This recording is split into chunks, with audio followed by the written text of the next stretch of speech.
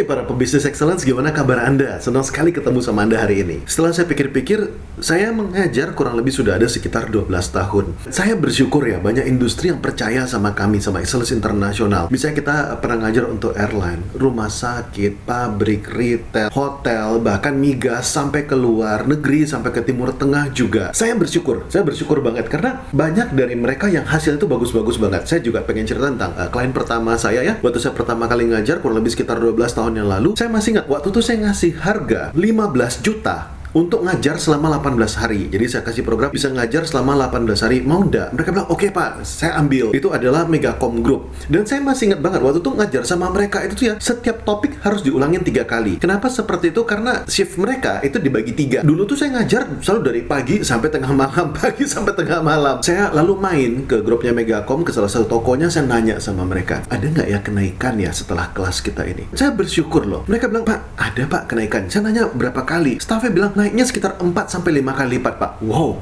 saya bersyukur banget. Ada juga misalnya seperti SPD Communication yang ditangani oleh Pak Windo Koli. Beliau cerita sama saya bahwa dalam 6 bulan, omset kita sudah naik sampai 4 kali lipat. Dan saya juga bersyukur sama Pertama Group juga kurang lebih seperti itu. Dalam setahun, naik sampai 4 kali lipat. Naiknya sampai beberapa triliun. Wah, seru banget. Kalau boleh saya sharing gitu ya, saya pikir-pikir juga, apa sih yang dilakukan? Kok bisa terjadi seperti itu? Saya coba nebak-nebak. Yang pertama, mungkin saya tuh suka fokus sama perang harga. Dari dulu tuh saya selalu ngomong bahwa service tuh bisa nanganin perang harga. Service kalau bagus, kamu bisa lepas loh dari perang harga. Bisa. Saya coba gimana caranya supaya bisa lepas dari perang harga. Karena kalau misalnya seperti saya pernah ngomong di video sebelumnya, kalau kita jual barang yang sama, beras yang kita jual beras juga, kita nggak bisa lepas dari perang harga. Itu makanya saya berusaha ketika sama klien, saya coba bikinin blueprint buat mereka gimana caranya supaya yang dijual tuh berbeda, supaya kita bisa ngasih value edit lebih banyak. Kalau misalnya customer Anda beli semen, apakah yang dicari sama dia adalah semen? Enggak, dia tuh nggak butuh semennya gitu. Apa yang dia butuhkan? Yang dibutuhkan adalah gimana cara dia bisa tinggal dengan nyaman bersama anak istrinya. Itu sebenarnya yang dibutuhkan. Itu yang saya sering sharing sama para klien, bahwa kita tuh mesti ngerti, kalau misalnya kita menyelesaikan masalah mereka cuma sedikit, maka kita dapatnya juga sedikit. Misalnya kayak tadi saya bilang ya, orang butuhnya semen, kita kasih semen, maka kita dapatnya sedikit gitu loh. Tapi kalau orang butuh semen, kita bisa kasih jasanya bukan cuma jual semen, tapi bisa jual rumah. Hasilnya pasti lebih banyak. Kalau kita bahkan bisa ngasih rumah sesuai dengan keinginannya dia, baik luarnya, dalamnya,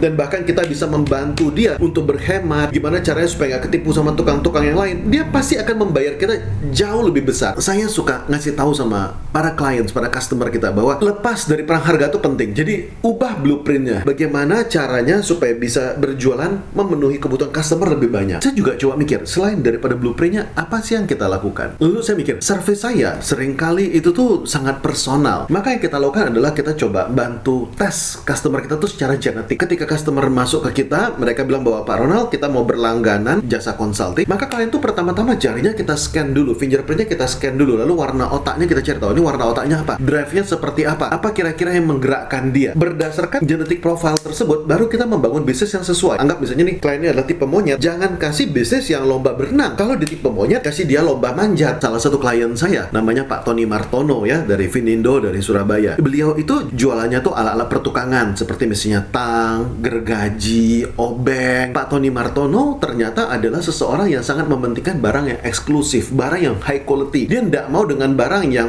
terjual banyak dengan marginnya rendah. Maka kita ngebantu. Saya nggak akan nawar gitu, karena saya tahu bahwa ini adalah genetik dia. Dia senang sama barang yang seperti itu. Maka saya bantu, saya support. Merek beliau, Vinindo, Vintage, itu tuh memang kita fokus sama barang-barang yang berkualitas. Barang-barang yang memang unik. Kalau kita jual tangnya bisa lebih mahal. Kita jual gergajinya bisa lebih mahal. Pak Tony suatu hari datang sama saya bilang kayak gini, Pak Ronald, ini gergaji saya, ini nih bagus banget loh Pak. Ini gergaji saya ini, kalau biasanya gergaji itu habis dipakai kan harus dikikir matanya satu persatu. Ini repot Pak. Saya bikinin gergaji tidak usah perlu diasah sama sekali gitu ya. Seumur hidup nggak perlu diasah. Oh, keren banget toh. Tapi ternyata tukang itu tuh nggak bisa ngerti dan barangnya nggak laku karena barangnya saking eksklusif, saking anehnya, dan itu memang darahnya Pak Tony seperti itu gitu loh. Maka tugas kita sebagai konsultan adalah gimana caranya supaya barang aneh ini bisa laku. Pak Tony coba pakai jurus seperti ini, kita pakai jurus stiker. Hanya dengan jurus stiker itu Pak Tony langsung lapor, Pak Ronald, puji Tuhan, bersyukur banget barangnya langsung habis, langsung out of stock, gudang saya kosong. Nah, saya bersyukur gitu ya. Kita ketika sama klien, kita tuh memang memang benar-benar mencoba mengerti klien itu secara genetiknya seperti apa. Jadi bukan klien yang ikut sama ilmu kita, tapi saya yang menyesuaikan sama klien-kliennya itu seperti apa. Mungkin kalau saya mikir-mikir gitu ya, kalau hari ini sampai hari ini kami masih boleh bantu klien, salah satunya adalah mungkin karena kami rajin banget gitu ya. Kami itu kan specialist service, maka kami banyak bantu klien. Misalnya klien punya produk gitu, nah kita bantu desain produknya itu seperti apa, kita bantu ngedesain blueprint bisnisnya seperti apa, marketingnya seperti apa. Bahkan kadang-kadang iklan mereka tuh kita yang bantu desain kan. Jadi misalnya buttonnya di sini, warnanya seperti ini seperti ini. Kalau misalnya mau buat video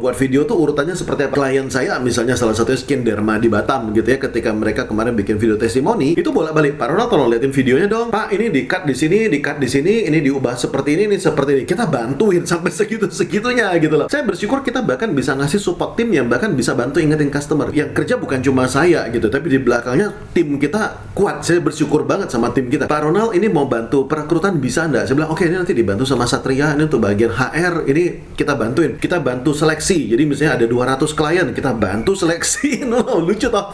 Kami konsultan tapi bantu seleksiin. Lalu misalnya Pak, ini bagian laporan keuangan, kami bantu liatin laporan keuangannya. Kami punya tim yang memang membantu mengelihatin di masing-masing bidang tersebut. Nah, itu mungkin yang salah satu yang menyenangkan. Lebih daripada itu, mungkin harga kami ya. Harga kami itu unik gitu ya. Kalau misalnya saya dipanggil gitu ya untuk ngajar dan para trainers yang lain untuk ngajar, kurang lebih untuk ngajar itu harga trainers kurang lebih sekitar 30 sampai 40 juta untuk ngajar selama 3 jam atau 1 hari. Tapi kami memberikan jasa consulting yang dimana bisa berkali-kali ngomong, berkali-kali diskusi. Itu tuh bahkan jauh lebih murah daripada itu. Dan itu udah harga sebulan. Nah, itu serunya. Terakhir adalah ketika kami handle klien, kami selalu batasi. Karena saya tahu bahwa ini ada batasnya. Ada batas di mana saya tidak sanggup memberikan service yang lebih bagus lagi gitu ya. Oleh karena itu, kliennya kami batasi. Hari ini saya mau bersyukur kalau misalnya Anda nonton videonya sampai di sini, semoga apa yang kami lakukan ini juga bisa membantu dan menginspirasi Anda. Dan kalau memang Anda tertarik untuk jasa consulting, Anda boleh hubungi kami. Mudah-mudahan ada spot yang memang bisa kami kasih untuk Anda. Oke, sampai ketemu dan salam dahsyat buat Anda.